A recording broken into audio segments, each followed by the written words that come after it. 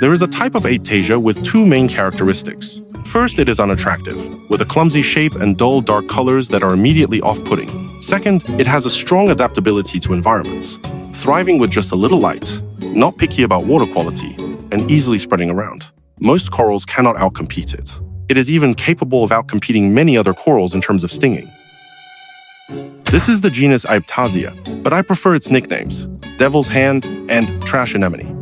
As the lifelong enemy of marine aquarium, especially coral tank enthusiasts, the trash anemone has certainly received a lot of attention in various removal methods. In the ocean, everything exists to nourish the anemone, but the anemone gives nothing in return to the sea.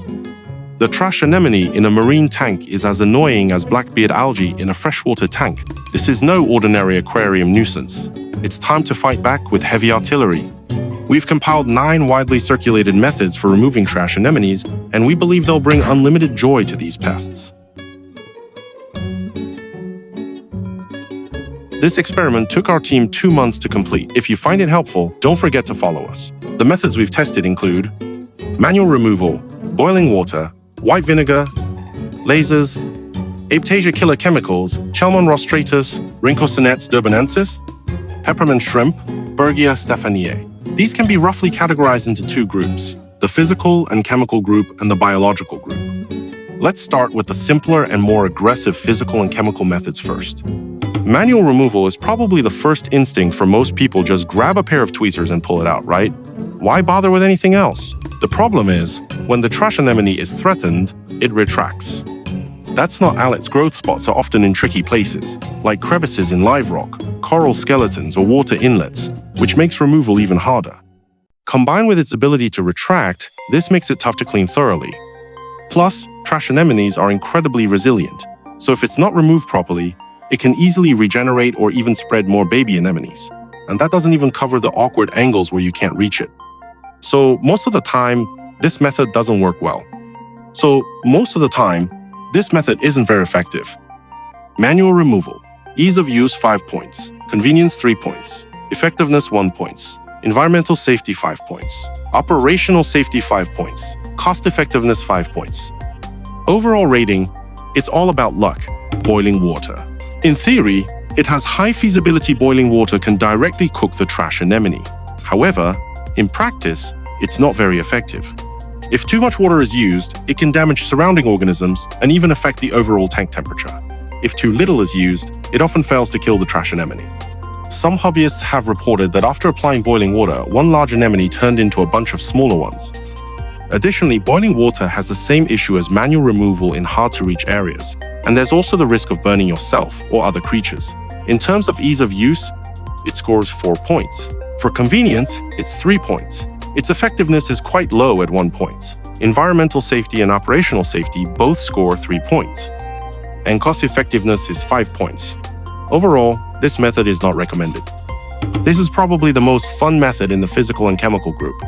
Shining a laser through the aquarium glass of the Aiptasia, watching the light effects and hearing the sizzling sound as it heats up is incredibly satisfying. However, when it comes to actual removal, it's not as impressive. It requires perfectly burning the roots and internal organs of the Aiptasia, which is a very tedious process. If done improperly, you'll witness the Aiptasia's remarkable ability to regenerate. On the bright side, this method provides a way to target Aiptasia in tricky spots like the bottom of a large tank or under rocks. However, in larger tanks or with more difficult angles, it can still be hard to reach or ineffective. When using a laser, it's important to always consider the safety of people, tank inhabitants, pets outside the tank, and various screens or camera equipment.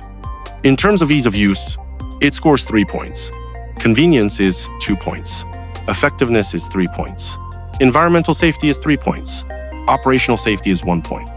And cost effectiveness is 3 points. Overall, it's usable but not recommended. Acetic acid. The effect of acetic acid on Aiptasia is quite good. In practice, it can kill the Aiptasia by simply injecting it into the center, and you don't need to worry much about it coming back to life. The problem with acetic acid is that it can lower the pH of the water. This isn't much of an issue in larger tanks, but in large tanks, it's hard to target the Aiptasia precisely. In smaller tanks, it's easier to reach the Aiptasia, but the pH fluctuations can be more significant, which creates a dilemma. In terms of ease of use, it scores 5 points. Convenience is 3 points. Effectiveness is 4 points. Environmental safety is 1 point. Operational safety is 5 points. And cost effectiveness is 5 points. Overall, it's useful only in specific situations, such as when the tank is not too large or too small, the Aiptasia is not in a difficult-to-reach position, and other tank inhabitants are not sensitive to pH changes. Aiptasia remover. Some commercial products on the market claim to have very high-end ingredients and are simple and quick to use, promising to completely eliminate Aiptasia with just a root injection. However, a closer look at the ingredients often reveals that these high-end ingredients are quite plain. For example, the product we tested lists calcium hydroxide. This bottle of calcium hydroxide costs tens of dollars. It's long been said that anything with aquarium on the label becomes more expensive, and this is a prime example. If you really need to use it, it's recommended to buy the corresponding reagent directly. When using this product, it's important to pay close attention to safety, especially considering that substances like calcium hydroxide generate heat when they come into contact with water. The issue with specialized Aiptasia removers is similar to that of acetic acid. They can affect water quality. However, marine tank inhabitants generally have better tolerance to alkalinity than acidity, so this does offer a slight advantage. In terms of ease of use, it scores 3 points.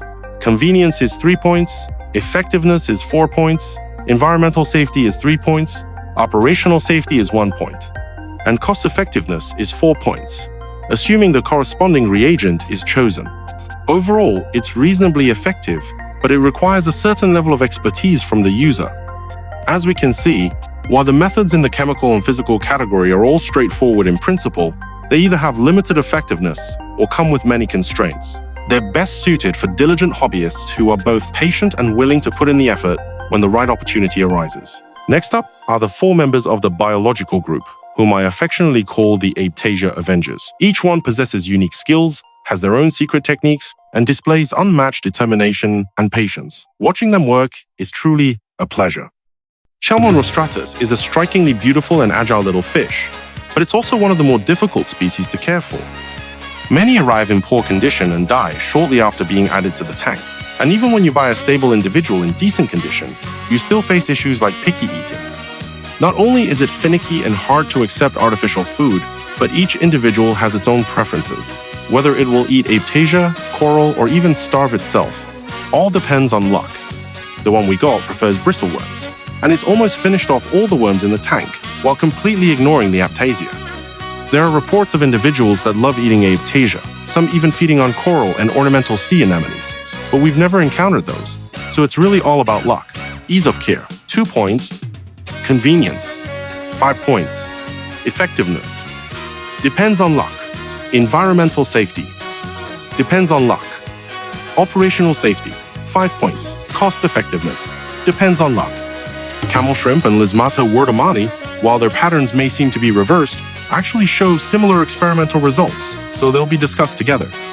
Camel shrimp and Lismata wordamani, sometimes used to refer to all shrimp in the Lismata genus, which includes common ornamental species like cleaner shrimp and fire shrimp, both demonstrate a strong interest and predatory ability towards Aiptasia, whether in experimental tanks or regular setups, and both short-term and long-term. Sounds great, right? But the problem is, they may also show interest in coral. Even if they don't eat it, they could still disturb the coral, causing it to retract. In our experimental sample, Lismata wordamani only resorted to eating coral when there was no Aiptasia, whereas camel shrimp showed interest in coral regardless of whether there was Aiptasia present. However, this could be individual variation, so their safety around coral is questionable. The market price for camel shrimp is about 35, while Lysmata woodamani ranges from 10 to 15, even cheaper if from China. Although due to their long planktonic phase, they're not likely to reproduce in the tank, the price is low enough that if they die, it's affordable to replace them. But if they eat coral, it's not just the shrimp you'll be replacing. Ease of care, 5 points. Convenience, 5 points. Effectiveness, 5 points. Environmental safety, 3 points. Operational safety, 5 points. Cost effectiveness, Lysmata woodamani 4 points. Camel shrimp 3 points. The Berghia stephanieae, commonly known as the ghost hand sea slug, is often mistaken for Berghia verusicornis in some sources, though the two species differ in both their origins and habits. In the eyes of many hobbyists, the Berghia stephanieae is the true hero for Aiptasia removal, thanks to its key traits.